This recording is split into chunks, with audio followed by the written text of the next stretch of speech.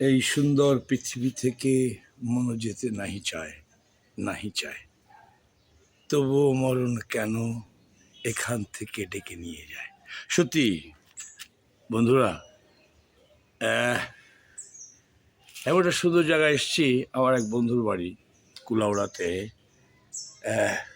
তার এই বাড়িটি দেখতে পাচ্ছেন আপনারা, সামনে ছোট্ট একটি পুকুর।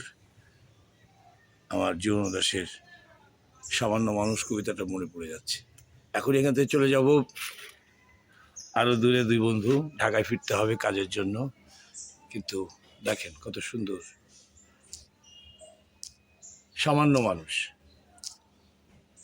একজন সামান্য মানুষকে দেখা যেত রোজ ছিপ হাতে চেয়ে আছে ভোরের পুকুরে। চাপেলি পায়রা চাঁদা মৌরলা আছে। উজ্জ্বল মাছের চেয়ে খানিকটা দূরে আমার হৃদয় থেকে সেই মানুষের ব্যবধান। মনে হয়েছিল এক হেমন্তের সকালবেলায়। এমন হেমন্ত ঢের আমাদের গোল পৃথিবীতে কেটে গেছে, তবু আবার কেটে যায়।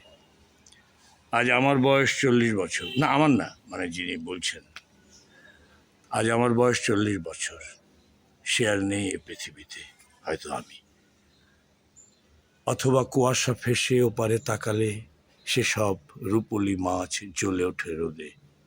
ঘাসের ঘ্রাণের মতো স্নিগ্ধ সব জল।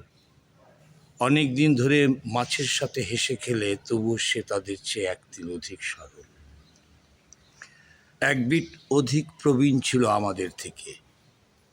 ওইখানে পাইচারি করে তার ভূত, নদীর ভেতরে জলে তলতা বাঁশের প্রতিবিম্বের মতো নিখুঁত।